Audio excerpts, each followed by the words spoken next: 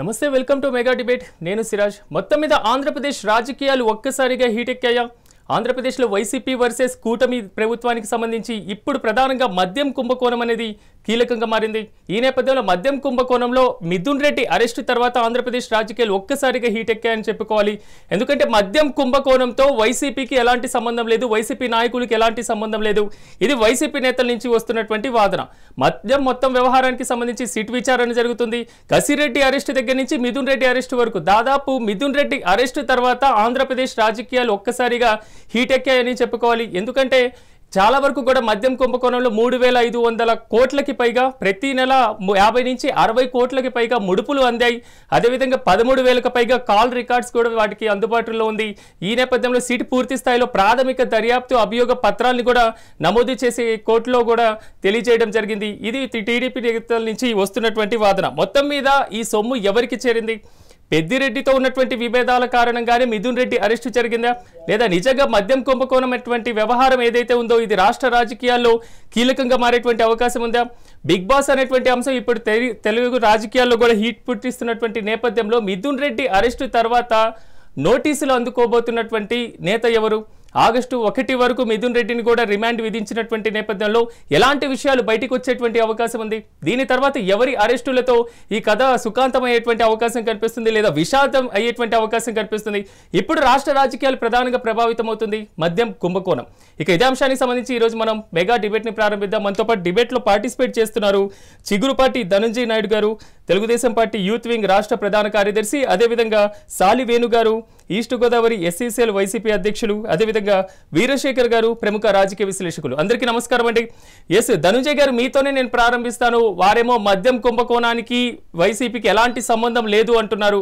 ముందు నుంచి 2014 నుంచి 19 మధ్య ఉన్నటువంటి మద్యం కుంభకోణం చాలా వరకు కూడా అవినీతి జరిగిందని వారు ప్రధానంగా ఆరోపిస్తున్నారు కానీ ఇప్పుడేమో మద్యం కుంభకోణం ఒక్కసారిగా కూడా మిథున్ రెడ్డి అరెస్టు తర్వాత సంచలనంగా మారినటువంటి సిచ్యువేషన్ కూడా కనిపిస్తుంది ఏమంటారు దీని మీద నా వాయిస్ వినిపిస్తుందా సార్ ఎస్ వినిపిస్తుంది ధనంజయ్ గారు చెప్పండి అదేనండి వైసీపీ ప్రభుత్వంలో గత ప్రభుత్వంలో వాళ్ళు చేసిన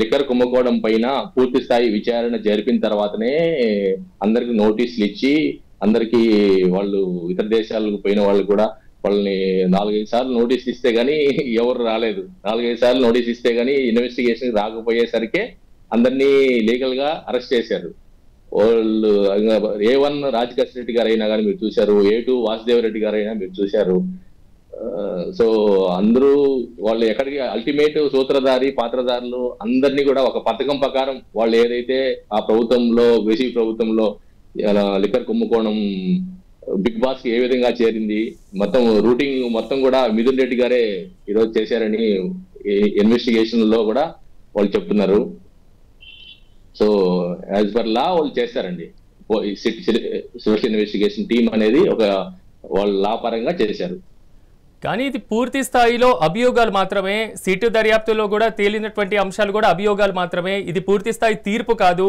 ప్రజలందరూ కూడా దీన్ని సమ్మతించాల్సినటువంటి అవసరం లేదు ఇది ఎక్కువ కాలం నిలబడేటువంటి కేసు కాదు ఇది వైసీపీ నేతలు అంటున్నటువంటి మాట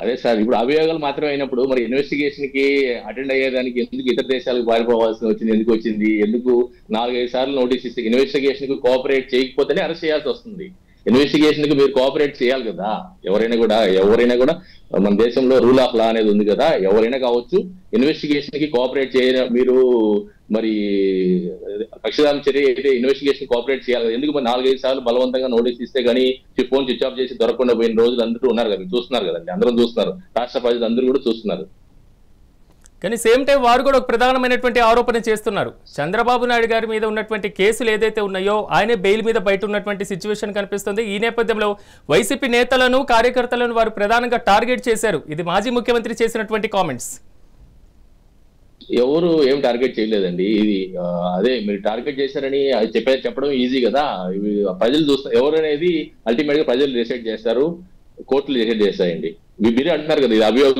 అభియోగాలు అయినప్పుడు మీరు ఎందుకు టయానికి అటెండ్ అవ్వట్లేదు ఎందుకు ఇన్వెస్టిగేషన్ కోఆపరేట్ చేయట్లేదు దానికి సమాధానం చెప్పాలి కదా ఎస్ ఒక్కసారి దీని మీద కూడా మనం డిస్కషన్ చేద్దాం ధనుంజయ్ గారు అదేవిధంగా వీరశేఖర్ గారు నమస్తే అండి పూర్తి స్థాయిలో రాజ్ కసిరెడ్డి వ్యవహారం దగ్గర నుంచి ఇప్పుడు మిథున్ రెడ్డి అరెస్ట్ తర్వాత ఒక్కసారిగా ఎందుకు సంచలనంగా మారింది? దీని తర్వాత ఇలాంటి పరంపరలు ఏమైనా కొనసాగేటువంటి అవకాశం ఉందా, లేకపోతే నెక్స్ట్ నోటీసులు ఎవరికి ఇచ్చేటువంటి అవకాశం ఉంది? ఇప్పుడు ప్రస్తుతం ఇదే చర్చనీయాంశంగా మారింది. ఏమంటారు ఈ మొత్తం వ్యవహారం మీద? ముఖ్యంగా జగన్మోహన్ రెడ్డి గారు అధికారం కోల్పోయినప్పటి నుంచి అధికారం ఎందుకు కోల్పోయాము, మనం ఎక్కడ మిస్టేక్ చేసాము అనే విషయం మీద వాళ్ళు దాని మీద ఎటువంటి అనాలిసిస్ చేసుకున్న పరిస్థితి లేదని చెప్పి దీనివల్ల తెలుస్తాం.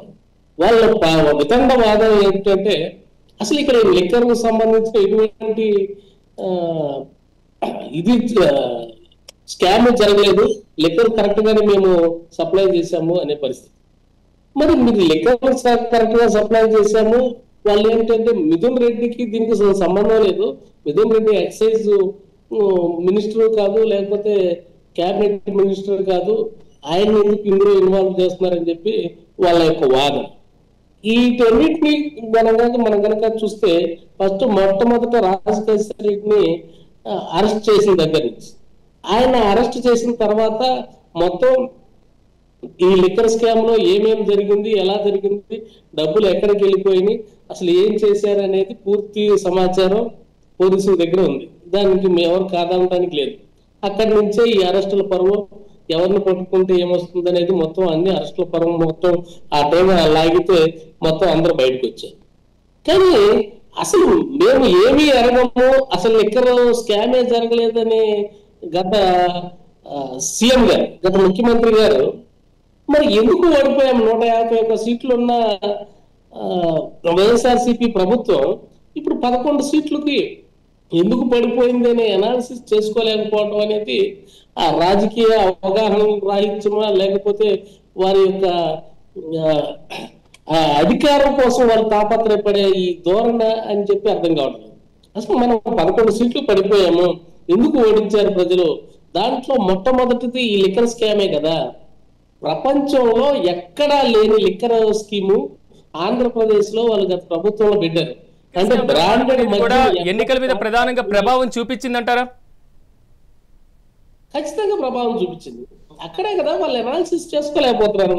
ఆ ప్రభావాన్ని వీళ్ళతో ఓర్చుకోలేకపోతున్నారు. ఏదైతే పబ్లిక్ రిజల్ట్ ఇచ్చారో, ఎవరైతే ప్రజలు అల్టిమేట్ గా దేనికైనా సరే ప్రజల నుంచి రెస్పాన్స్ వస్తుంది, ఆ ప్రజలు ఇచ్చిన రిజల్ట్ ని వీళ్ళు జీర్ణించుకోలేక, దాని గురించి అనాలిసిస్ చేసుకోలేక, అసలు ఏమీ జరగలేదని చెప్పి మీరు మాట్లాడుకుంటే ఎంతవరకు సబబు? ఎవరు ప్రజలు చూస్తుంటారనే కనీస అవగాహన కూడా లేకుండా ఏది పడితే అది మీడియా ముందుకు వచ్చేసి ఎట్లా పడితే అట్లా మాట్లాడటం.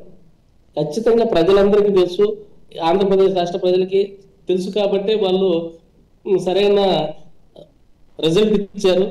కాబట్టి ముందు ఎవరు అరెస్ట్ కాబోతున్నారనే విషయం కూడా వాళ్ళకి తెలుసు. దాని మూలనే కాకపోతే వీళ్ళు ఏంటంటే ప్రజల్లోకి వస్తున్నట్లు, ఎప్పుడైతే ఈ లిక్కర్ డొంక కదిలిందో అప్పుడే జగన్మోహన్ రెడ్డి గారు బయటికి రావటం, ఆ యాత్ర ఈ యాత్ర అని చెప్పి ప్రజల్లోకి రావటం, సానుభూతి కోసం, ప్రజల యొక్క సానుభూతి కోసం, లేకపోతే రేపు అరెస్ట్ చేస్తే నేను ప్రజల్లోకి వచ్చాను కాబట్టి వాళ్ళ ప్రభుత్వం పడిపోయే పరిస్థితి ఉంది. నువ్వు ప్రజల్లోకి వస్తే ప్రభుత్వం పడిపోయే పరిస్థితి ఎందుకు ఉంటుంది?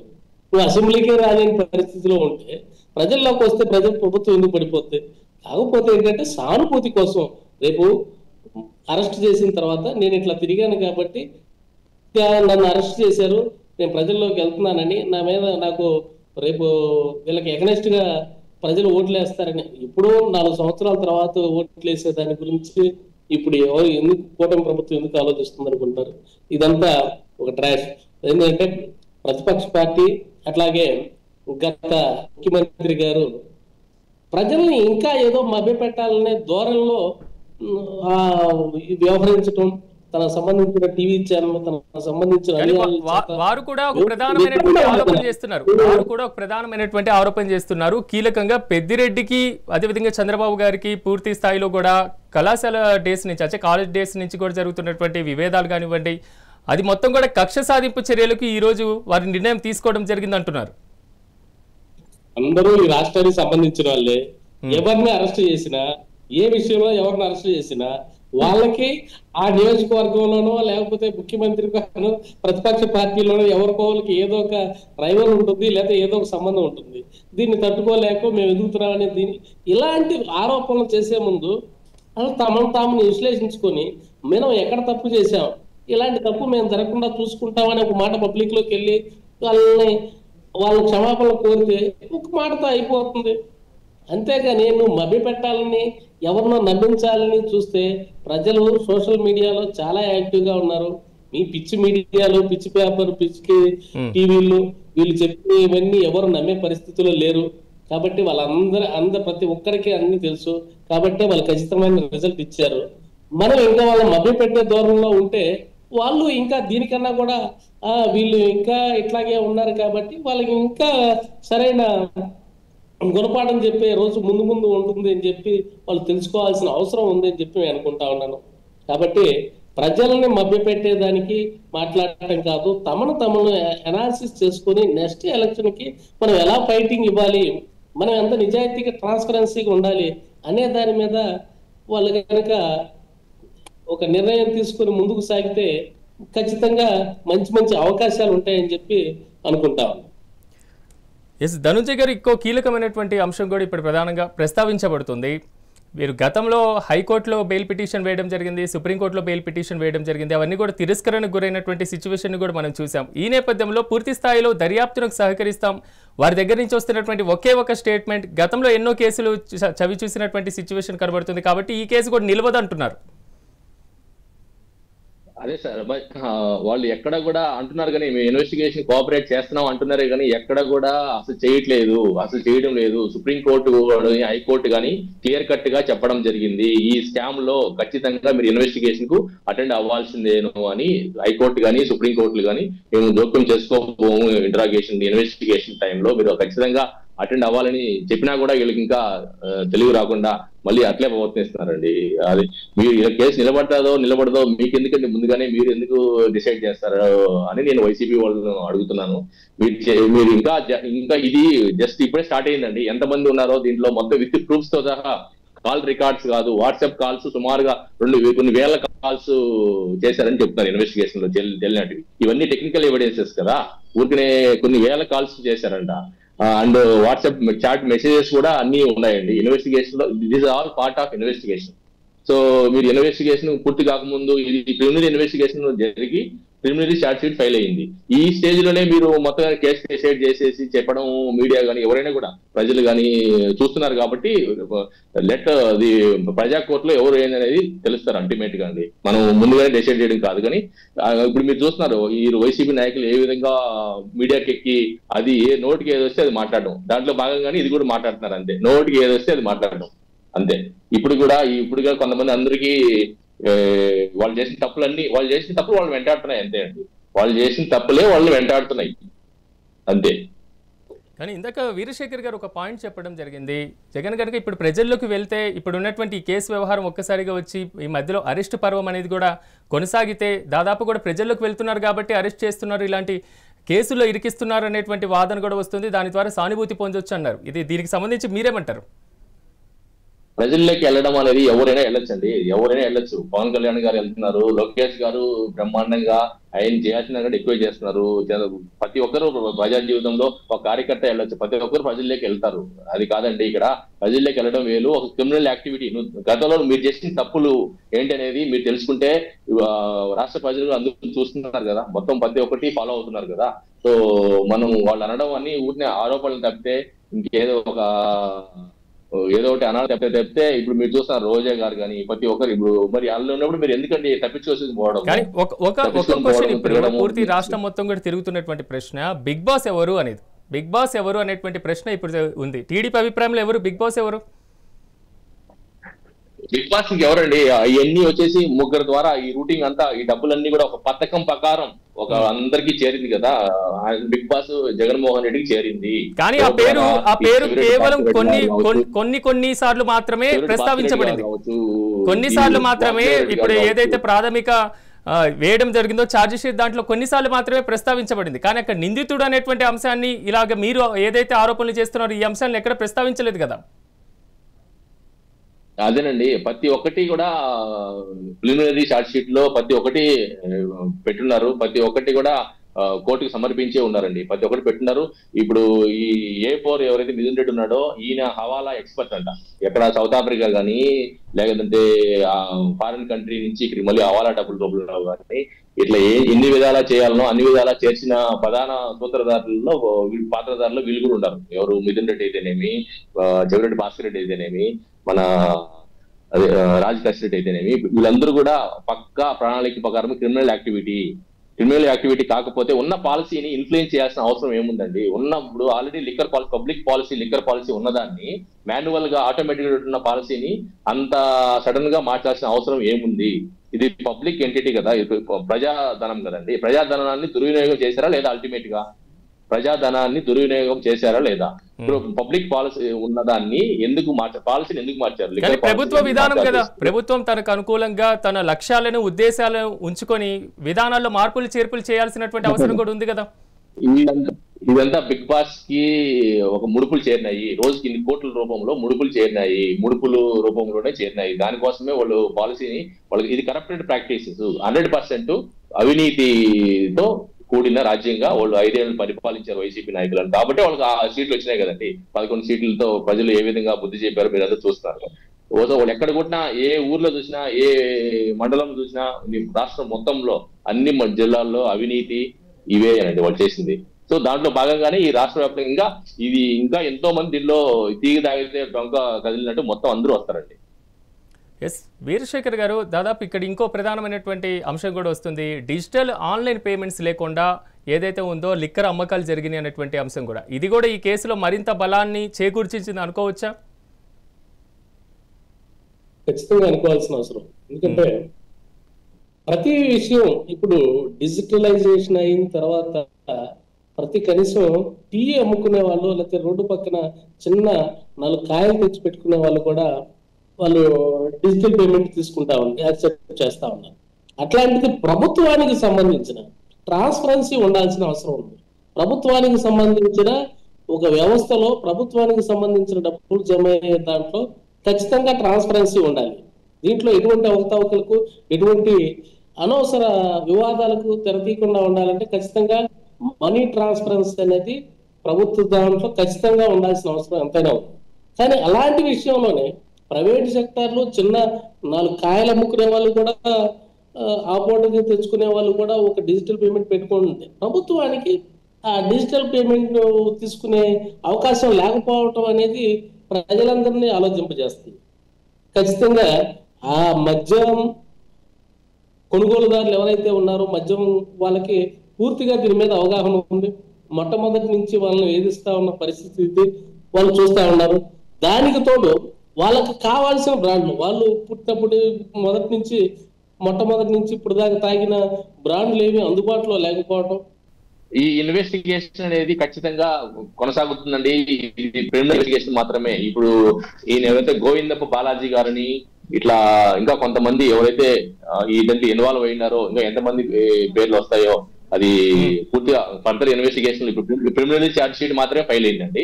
సో ఇంకా ఎన్ని చేస్తాయనేది మేము కూడా ప్రెస్ ద్వారానే తెలుసుకుంటున్నాం తప్పితే అందరు కూడా అది లా అనేది తన పని తెలుసుకుపోతుంది. అసలు అసలు ప్రభుత్వము నడపడము వైన్ షాప్ అనేది ఎప్పుడన్నా ఉందండి మన చరిత్ర? అసలు అదే ఒక పెద్ద స్కాము. ప్రభుత్వము వైన్ షాపులు ఎప్పుడైతే జగన్మోహన్ రెడ్డి ప్రభుత్వమే వైన్ షాపులు నడపడం అనేదే ఫస్ట్ అక్కడి నుంచే స్టార్ట్ అయిందండి. అదే పెద్ద స్కామ్ కే వాళ్ళు ప్లాన్ చేశారు అనేది ఈ రోజు ఇన్వెస్టిగేషన్ లో మనం అన్ని చూస్తున్నాం. పేపర్ టీవీ ద్వారా మనం చూస్తూ ఉంటే అసలు అనేటివి వాళ్ళు ఈ ప్రభుత్వమే నడపడము వైన్ షాపులు అనేది అక్కడి నుంచే స్కామ్ స్టార్ట్ అయింది. వాళ్ళ అవినీతి అనేది స్టార్ట్ అయింది. ఒక్కొక్కరు కలుగుల్లో ఎలుకల్లాగా ఒక్కొక్కరు బయటపడుతున్నారు ఇప్పుడు. ఓకే ధనంజయ్ గారు, మీ ప్రశ్నలతో పాటుగా నా ప్రశ్నలు కూడా వెయిట్ చేస్తున్నాయి వైసీపీ సమాధానం కోసం. ఎస్ వేణుగారు మనతో అందుబాటులో ఉన్నారు. వేణుగారు నమస్తే అండి. కొంతమంది టీడీపీ నేతలు, టీడీపీ పెద్దల అధిష్టానం దగ్గర ఢిల్లీకి వెళ్ళి కూడా కలిసినటువంటి పరిస్థితి కనిపిస్తుంది. కాబట్టి ఈ సిట్ వ్యవహారం, ఈ అరెస్టుల పర్వం అనేది పూర్తి స్థాయిలో ఒక ప్రీ ప్లాన్ అనుకోవాలా, లేకపోతే తప్పులని బయటికి తీయడం అనుకోవాలా? ఇక్కడ ఈ మద్యం కుంభకోణం మీరు రాష్ట్ర ఖజానాకు పోవాల్సిన 3,500 కోట్లు 4,000 కోట్లు దీనికి సంబంధించింది మాత్రమే కాదు. ప్రజల ఆరోగ్యానికి సంబంధించింది. రాష్ట్ర ప్రజల ఆరోగ్యానికి సంబంధించి ఒక వాళ్ళ సొంతంగా తయారు చేసిన పచ్చి మద్యాన్ని వాళ్ళకి ఇది తప్ప వేరే తాగటానికి లేదు అనే పరిస్థితి తీసుకొచ్చి వీళ్ళ తన అనుచరులు తన యొక్క ముఠాన్ని పోషించడం కోసం రాష్ట్ర ప్రజలందరినీ వేధించి వాళ్ళందరి రక్తంతో సంపాదించిన సంపాదన అది. వాళ్ళు ఇప్పుడు ఆ ప్రజలంతా ఆ మద్యానికి బానిసైన ప్రజలంతా వాళ్ళ యొక్క ఆరోగ్యాలు చూసుకుంటే దీని మీదే పూర్తిగా దెబ్బతిన్నాయని చెప్పి చెప్పుకోవచ్చు. ఇలాంటి పరిస్థితుల్లో ఖచ్చితంగా ఎవరైతే దీని వెనక ఉన్నారో ఈ మద్యం కుంభకోణం వెనక వాళ్ళని ఖచ్చితంగా బయటకు లాగి ఇది కోర్టుకు అప్పచెప్పాలి. లేకపోతే ప్రజలు మాత్రం అల్టిమేట్ గా తీర్పిచ్చేది ప్రజలు ఖచ్చితంగా ఇప్పుడు కాకపోయినా ముందైనా వీళ్ళకి సరైన గుణపాఠం చెప్తారని చెప్పి అనుకుంటాము.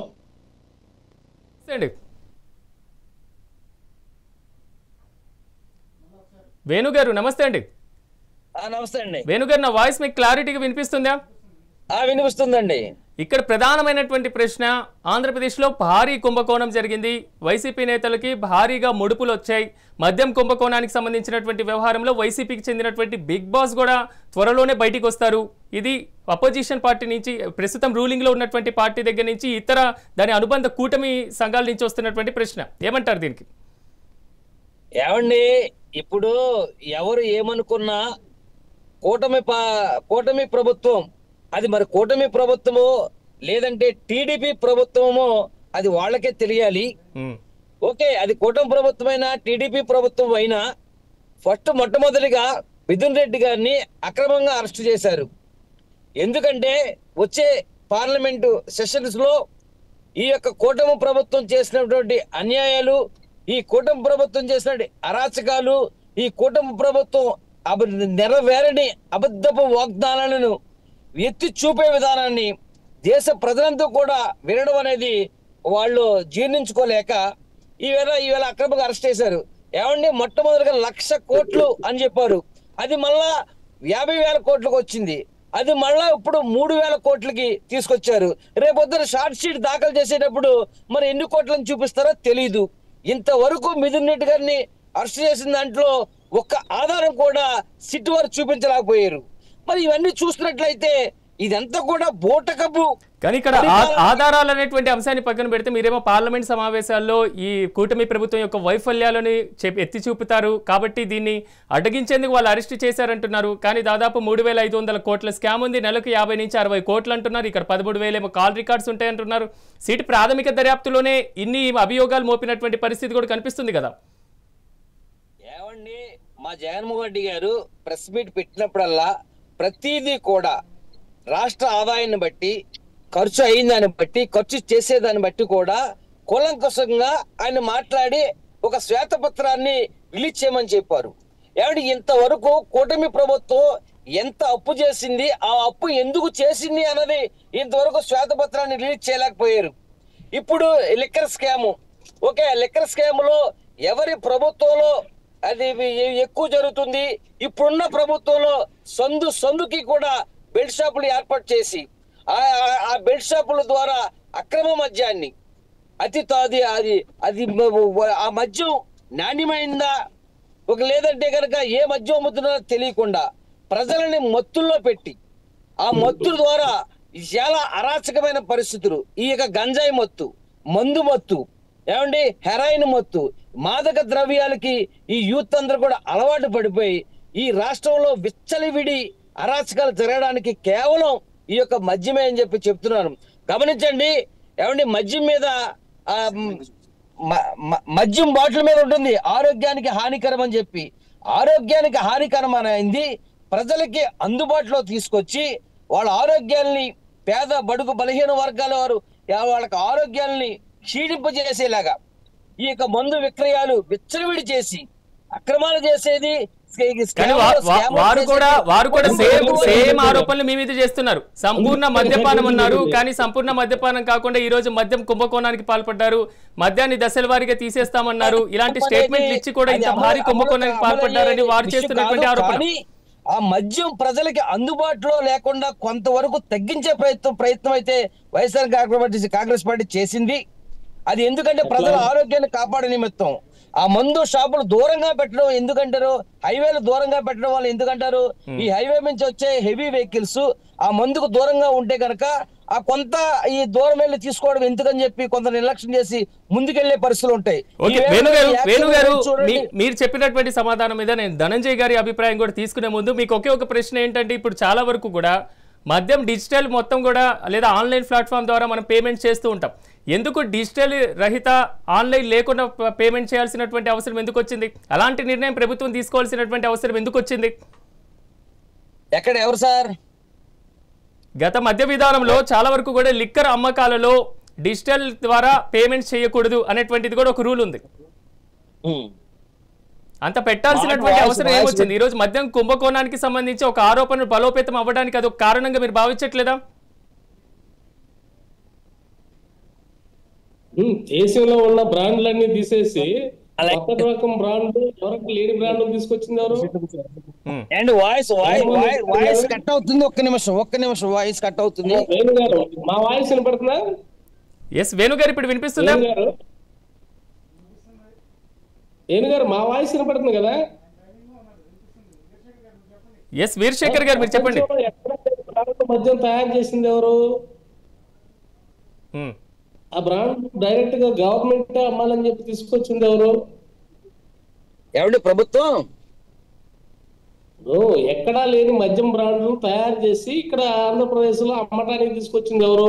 2014 నుండి 2019 వరకు టీడీపీ ప్రభుత్వమే కొనసాగింది. ఆ మద్యం ఈ జగన్మోహన్ రెడ్డి గారి ప్రభుత్వంలో మద్యం ఎవరి హయాంలో ఆ మద్యం బ్రాండ్ రిలీజ్ అయినాయి అని ఆల్రెడీ అందరికి తెలియపరచడం జరిగింది, చాలా క్లారిటీగా చెప్పడం జరిగింది.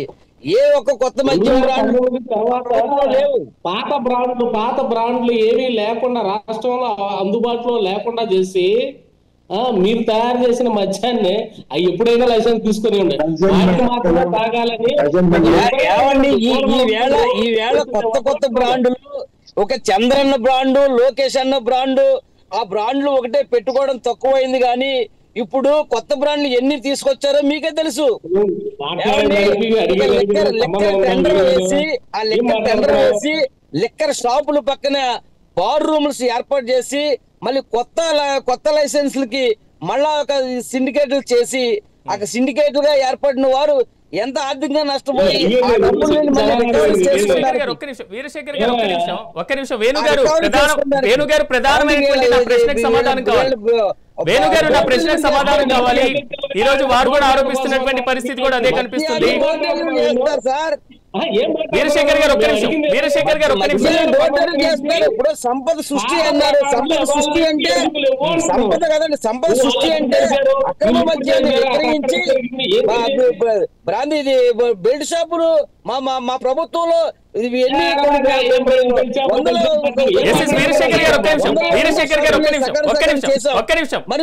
వీరశేఖర్ గారు, నేను మళ్ళీ మీ అభిప్రాయం తీసుకుంటాను. వేణు గారు ఒక్క నిమిషం, నా ప్రశ్న సమాధానం చెప్పండి. వేణు గారు, నా ప్రశ్నకు సమాధానం చెప్పండి. ఒక్క నిమిషం. మహిళల మీద అత్యాచారాలు పెరిగిపోయాయి.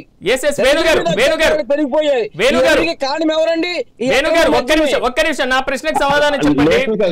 క్రైమ్ రికార్డ్స్ కూడా తీసుకున్నాం సార్. సరే సార్, క్రైమ్ రికార్డ్ తీసుకున్నా కూడా వైసీపీ ప్రభుత్వంలో వాళ్ళు మతుల్ని మాట్లాడుతున్నారా, మతి లేకుండా మాట్లాడుతున్నారు వైసీపీ నాయకులు.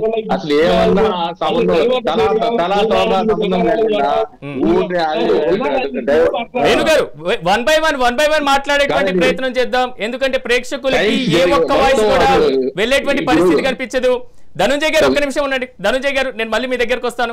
వీరశేఖర్ గారు, నేను మళ్ళీ మీ ప్రశ్నకు మీ దగ్గరకు వస్తాను. ఎస్ వేణు గారు, పూర్తి స్థాయిలో వారు చేస్తున్నటువంటి ఆరోపణ జరిగినట్టు ఉన్నట్టు ప్రస్తుత ప్రభుత్వంలో జరిగేటటువంటి పరిస్థితులు, ప్రస్తుత ప్రభుత్వంలో లిక్కర్ పాలసీని మేము తేటతెల్లంగా చెబుతూ ఉంటే మన అన్నగారికి అది మేము ఏం మాట్లాడుతున్నామో తెలియకుండా మాట్లాడిన పరిస్థితి అవుతుందండి.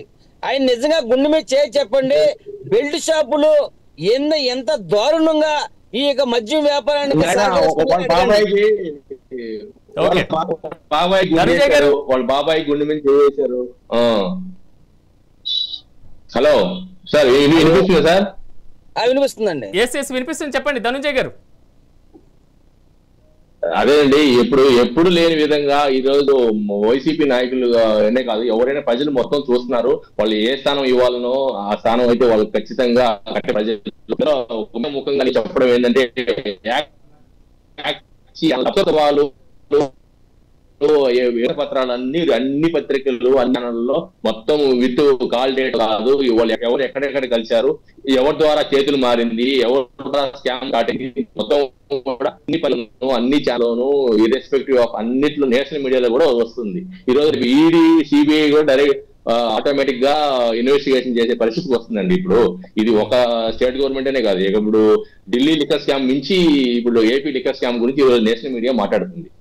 సో ఈ మన యొక్క వైసీపీ నాయకుల యొక్క ఘనత అది తలా తోక సంబంధం లేకుండా ఇప్పుడు ఏ వ్యాపారం చేసినా అది మంచిదా చెడుదా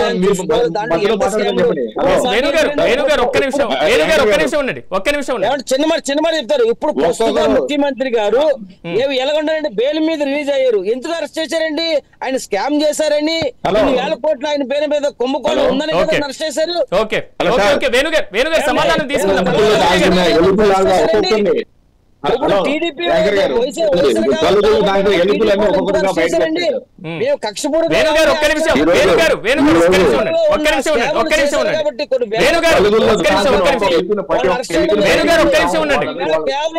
కేవలం ఒక రెడ్ బుక్ రాజ్యాంగాన్ని అమలుపరచడానికి, రాజ్యాంగాన్ని అవహేళన చేయడానికి, రాజ్యాంగాన్ని హాస్యాస్పదంగా చూడడానికి మాత్రమే అక్రమ అరెస్ట్ జరిగిందండి.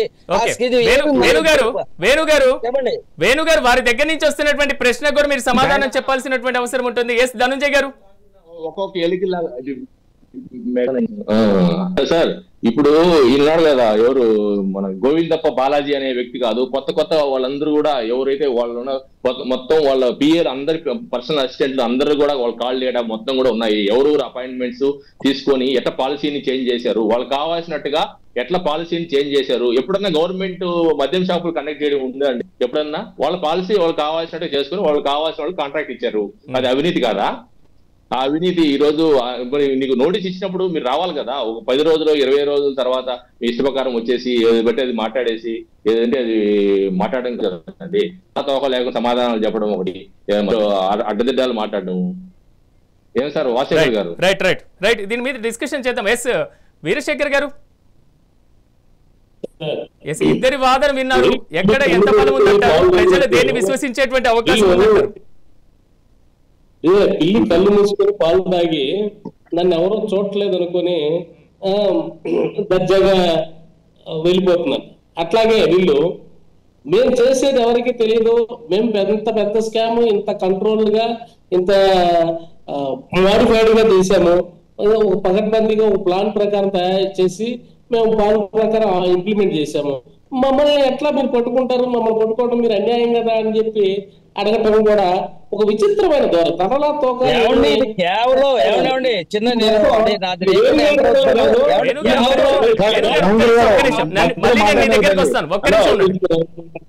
ఏం మాట్లాడుతున్నావు? వీళ్ళంతా ఒక రికార్డు ఒకటి చేసుకుంటారనమాట. రెడ్ బుక్ రాజ్యాంగం, అక్రమ అరెస్టులు, ఇది ఎవరు రాయం చేసినా కూడా ఇదే మాట బయటకు వస్తుంది. పబ్లిక్ మనని 11 సీట్లకి ఎందుకు పడేశారు? మనం చేసిన దౌర్భాగ్యం ఏంటి? మన తప్పు ఏంటి? అసలు ఆ పిచ్చి మద్యం అమ్మటం ఏంటి? ఎవరి కుటుంబాలను నాశనం చేద్దామని నీ సంపాదించుకునే 3,000-4,000 కోట్లు సంపాదించుకున్నాం అనేది ఎవరికి నష్టం లేదు. అసలు రాష్ట్రంలో ఉండాల్సిన, అందుబాటులో ఉండాల్సిన మద్యం బ్రాండ్లన్నింటినీ పక్కన పెట్టేసి అటన్నింటి అందుబాటులో లేకుండా చేసి నీ ఇష్టం వచ్చిన బ్రాండ్లు తీసుకొచ్చి రాష్ట్రం ప్రజల మీద వృద్ధి ఏ తాగండి లేకపోతే చావండి అని చెప్పి నువ్వు చేసి ఇంక పిచ్చి మాటలు మాట్లాడుతూ ఉంటారు. నాకు అర్థం తలాకోగలేదు సంబంధాలు. మీరు ఏం మాట్లాడుతున్నారని మీకన్నా అర్థం అవుతుందా? ప్రజలు చూస్తూ ఉంటారు. ఇవాళ మీడియా డిబేట్ లో మాట్లాడితే మేము మెదలకుండా ఊరుకోవచ్చు, లేకపోతే టీవీ ఛానల్ కూడా 2 నిమిషాలు మెదలకుండా ఊరుకోవచ్చు. కానీ మీకు బుద్ధి చెప్పేది ప్రజలు. అల్టిమేట్ గా ప్రజలు బుద్ధి చెప్తారు. ఇది ప్రజాస్వామ్య వ్యవస్థ. ప్రజాస్వామ్య వ్యవస్థలో ప్రతి ఒక్కటి ప్రజలకు సమాధానం చెప్పాల్సిన పరిస్థితి ప్రతిపక్ష పార్టీకి, ఏ పార్టీకి అయినా ఉంటది. కాబట్టి మనం మాట్లాడే ముందు ఆలోచించుకోవాలా, మీరు తప్పు చేశారో, తప్పు జరిగింది, కానీ ఇక్కడ వీరశేఖర్ గారు ఇంకో ప్రశ్న ఏంటంటే గతంలో ప్రస్తుత ముఖ్యమంత్రి మీద కూడా కేసు నమోదైంది. వాళ్ళు దూరం పెట్టే ప్రక్రియ. ఓకే వీరశేఖర్ గారు వేణు గారి దగ్గర నుంచి ఒక ప్రశ్న వస్తుంది. వీరశేఖర్ గారు వీరశేఖర్ గారు కార్యకర్తని, ఆ పార్టీ నాయకుల్ని పక్కన పెడుతున్నారు పవన్ కళ్యాణ్ గారు. అట్లాంటి రాజకీయాలు తెచ్చుకోండి, అది హుందాతనమైన రాజకీయాలు. వీరశేఖర్ గారు ఏది పడితే మాట్లాడటం. వారి దగ్గర నుంచి ఒక ప్రధానమైనటువంటి ప్రశ్న వస్తుంది. గతంలో నమోదైనటువంటి కేసులకు సంబంధించి ఇప్పటి వరకు జరిగినటువంటి సిచ్యువేషన్ కనబడట్లేదు. వీరశేఖర్ గారు ప్రతి ఒక్క దానికి మీరు డిబేట్ లో అరిసేందు వల్ల పట్టుకెళ్ళిపోదు. కేసుల్లో నుంచి ఒకడు కూడా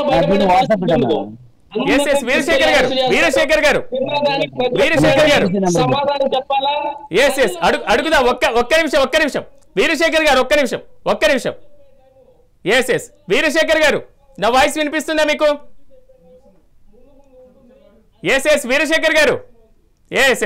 వీరశేఖర్ గారు దాదాపు వారి దగ్గర నుంచి ఒక ప్రధానమైనటువంటి ప్రశ్న వస్తుంది.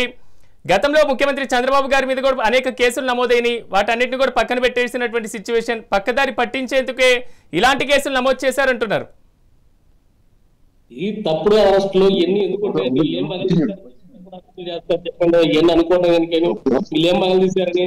వీళ్ళు ఎక్కడ మాట్లాడారు? ఏదో మాట్లాడతా ఈయన పార్లమెంట్కి వెళ్ళి పొడుస్తాడు అని. వీళ్ళు 11 మంది ఉండి అసెంబ్లీకి వచ్చి ఎనక తీశారు.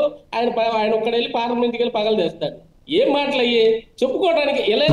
గతంలో ఎప్పుడైనా ఈయన పగలు తీసింది ఏమైనా ఉందా? ఏమైనా ఏ సమస్య గురించి అయినా మాట్లాడా?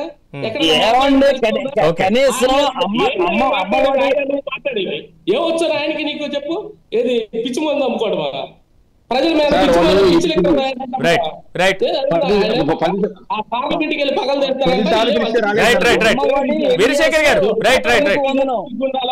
వినే వాళ్ళకన్నా ఉండాలా? అదే అంటున్నా. ఏదో పిల్లి కళ్ళు మూసుకొని పాలు తాగుతా నన్ను ఎవరు చూడట్లేదు అనుకుంటే ఇది కరెక్ట్ కాదు. ఇదివరకు మీ పిచ్చి మీడియా ఉన్నాయి, మీ ఛానల్ ఒక్కటే ఉన్నప్పుడు కాదు, సోషల్ మీడియా. వీరశేఖర్ గారు మనం డిస్కషన్ చేద్దాం. వీరశేఖర్ గారు ఒక్క నిమిషం చెప్తారు పరిస్థితి ఏంటో. మీ ఇంటి దగ్గర పిల్లలు అడుగు, మీ పరిస్థితి ఏంటో చెప్తారు. మీ పార్టీ మీ పరిస్థితి వీరశేఖర్ గారు ఒక్క నిమిషం. వీరశేఖర్ గారు తీర్పు ఇచ్చారు. వేణు గారు పక్కన పడేశారు. మేము మళ్ళీ వీరశేఖర్ గారు దీని గురించి విశ్లేషించుకుందాం. ఈ మధ్య విధానం కరెక్ట్ కాదు, మాకు తప్పుడు సమాచారం వచ్చింది, మేము ఏదో సంపాదిద్దామని చెప్పి ఇచ్చేసాం. వీరశేఖర్ గారు నా వాయిస్ వినిపిస్తుందా మీకు? వీరశేఖర్ గారు ఒక్క నిమిషం. వీరశేఖర్ గారు వేణు గారు ఏమంటారు దీని మీద? 2016 నుంచి 19 లోపు ఆ యొక్క బ్రాండ్లన్నిటికీ కూడా పర్మిషన్ ఇచ్చింది టీడీపీ ప్రభుత్వం. ఆ లిక్కర్ ఫ్యాక్టరీల యాజమాన్యం టీడీపీ సంబంధించినవి. కేవలం ఇదంతా వాళ్ళు డైరెక్ట్ పాలిటిక్స్ చేయడానికి మాత్రమే ఈ యొక్క మిథున్ రెడ్డి గారి చెప్తున్నాను.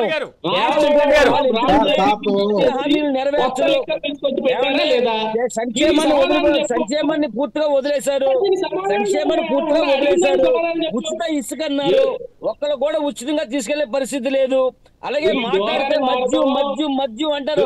ఎవడ నిజంగా మీరు వీరశంకర్ రెడ్డి గారు మీరు చెప్పండి, నిజంగా మీరు అక్కడ మీరు పెంచారండి? ఎన్ని షాపులు మీరు లైసెన్సులు ఇచ్చారు? ఎన్ని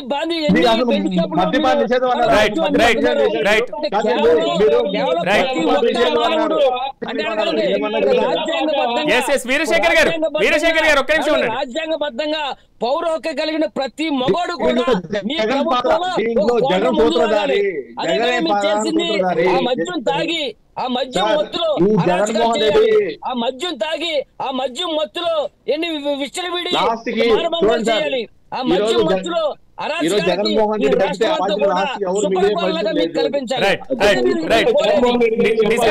డిస్కషన్ చేద్దాం. మద్య పాలసీ సహా ప్రతి అంశానికి సంబంధించినటువంటి అంశాలను కూడా మనం డిస్కషన్ చేద్దాం. వన్ బై వన్ మాట్లాడేటువంటి ప్రయత్నం చేద్దాం. ఎందుకంటే ప్రేక్షకుల దగ్గరికి ఏ వాయిస్ కూడా వెళ్ళేటువంటి పరిస్థితి కనిపించదు. వన్ బై వన్ మనం సమన్వయంతో మాట్లాడేటువంటి ప్రయత్నం చేద్దాం. వీరశేఖర్ గారు వీరశేఖర్ గారు ఒక్క నిమిషం ఉండండి, వీరశేఖర్ గారు. ఎస్ వేణు గారు ఓవరాల్ గా ఏమంటారు మీరు, ఏమంటారు ఈ ఇష్యూ మీద? ధనంజయ్ గారు ఒక్క నిమిషం, వీరశేఖర్ గారు ఒక్క నిమిషం. ఎస్ వేణు గారు, మీరు అప్పు చేశారు, ఆ అప్పుకు తగిన శ్వేతపత్రం ఏం మాట్లాడుతున్నారు మీరు?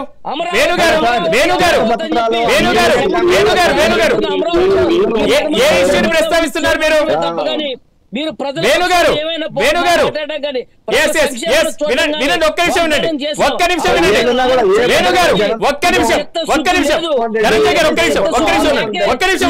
నేను మళ్ళీ వస్తాను మీ దగ్గరికి, వస్తాను. మీ యొక్క ఏదో స్కామ్ జరిగిపోయింది ఓకే, స్కామ్ జరిగిపోయింది అంటున్నారా? 30,000 కోట్లు ప్రజల సంక్షేమం అందించారు. మీరు పూర్తి స్థాయిలో మాట్లాడేటువంటి ప్రయత్నం చేస్తున్నప్పుడు వన్ బై వన్ సమన్వయంతో మాట్లాడేటువంటి ప్రయత్నం చేస్తే దాదాపు కూడా ప్రజలకి ఏ వాయిస్ వెళ్ళేటువంటి అవకాశం కల్పిస్తుంది. అందరూ ఒకేసారి మాట్లాడేటువంటి ప్రయత్నం చేస్తే చాలా వరకు కూడా డిస్టర్బెన్స్ ద్వారా మనం ఏదైతే ప్రకటించాలో అది మొత్తం కూడా సరిగ్గా ప్రజలకు చేరేటువంటి అవకాశం కల్పించదు. వన్ బై వన్ మాట్లాడేటువంటి ప్రయత్నం మనం చేద్దాం. ఎస్ ధనుంజయ్ గారు,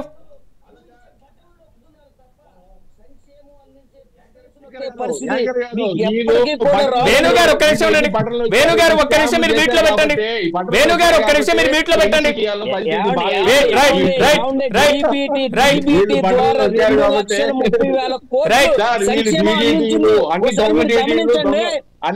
మీరు మన సబ్జెక్ట్ ప్రధానంగా మన సబ్జెక్ట్ ఆంధ్రప్రదేశ్ లో మద్యం కుంభకోణం వ్యవహారం, రాష్ట్రంలో రాజకీయాలన్నీ కూడా దాని చుట్టూ తిరుగుతున్నటువంటి సిచ్యువేషన్. ఒక్కో జిల్లాకు వచ్చి ఒక సిండికేట్ అయ్యి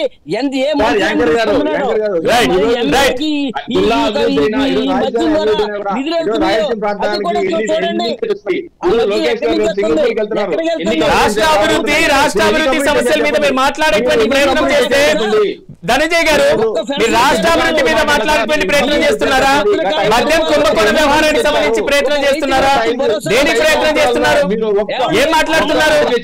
ఒక్క నిమిషం ఉండండి మీరు, ఒక్క నిమిషం. జగన్మోహన్ గారు అడిగిందని ఏదో చేశామని చెప్పి 80 లక్షల మంది ఉసురు కట్టుకునే విధంగా మీరు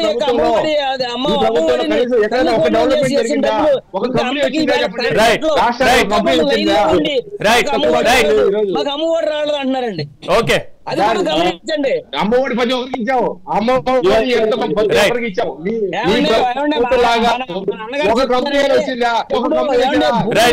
ఆలోచిద్దాం, వాటికి సంబంధించి కూడా మనం ఆలోచిద్దాం. మీరు president medical blockbuster special status legend Chandrababu గారే పర్మిషన్ ఇచ్చారు. ఇలా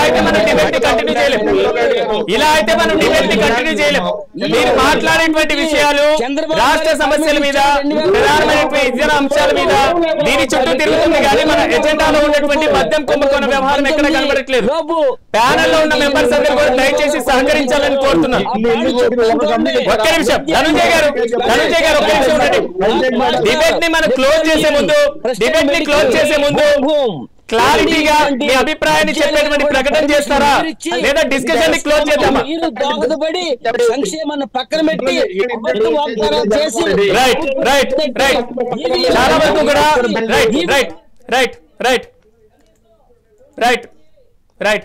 చాలా వరకు కూడా రాష్ట్రంలో మద్యం కుంభకోనటువంటి వ్యవహారం కూడా కీలకమైనటువంటి దశలు తిరుగుతున్నటువంటి నేపథ్యంలో రాజ్ కసిరెడ్డి అరెస్టు తర్వాత మిథున్ రెడ్డి అరెస్టు వరకు కూడా చాలా ప్రకంపనలు సృష్టిస్తున్నటువంటి పరిస్థితి కనిపిస్తుంది. దీని తర్వాత ఎలాంటి చర్యలు తీసుకునేటువంటి అవకాశం ఉంది? బిగ్ బాస్ అనేటువంటి అంశం ఇప్పుడు హాట్ టాపిక్ గా మారినటువంటి నేపథ్యం, ఎవరి నుంచి ఎవరికి ముడుపులు అందాయి, ఎవరికి ముడుపులు చేరాయి, ఇలాంటి అంశాల మీద కూడా మనం చూడాల్సినటువంటి పరిస్థితి కనిపిస్తుంది. కానీ స్వతంత్ర భారతదేశ చరిత్రలో అవినీతి ఆరోపణలు వచ్చినటువంటి కేసులు ఎన్నో ఉన్నాయి. ఎన్ని కేసులు నిజాలు నిగ్గు తేల్చి ఫైనల్ గా తీర్పు వరకు వచ్చినాయి? ఎన్ని కేసులు అరెస్టు కాబడినటువంటి వ్యక్తులు శిక్షించబడ్డారు, ఇలాంటి అంశాలు కూడా మనం చూడాలి. మరి మద్యం కొనుక్కున్న వ్యవహారం ఏదైతే ఉందో ఇది ప్రస్తుతం ప్రకంపనలు సృష్టిస్తున్నటువంటి నేపథ్యంలో ఇది ఫైనల్ వరకు వెళ్తుందా లేదా అన్ని కేసుల మాదిరిగానే ఇది కూడా ఆగుతుందా మనం కూడా వేచి చూద్దాం. ఈరోజు ప్యానెల్లో నాతో పాటు డిస్కషన్లో పార్టిసిపేట్ చేసినటువంటి ధనుంజయ నాయుడు గారికి, అదేవిధంగా సాలి వేణు గారికి, వీరశేఖర్ గారికి ఒకసారి కృతజ్ఞతలు తెలియజేస్తూ ఇది వాల్టి మెగా డిబేట్. రేపటి డిబేట్లో మళ్ళీ కలుద్దాం. చూస్తూనే ఉండండి మెగా 9 టీవీ.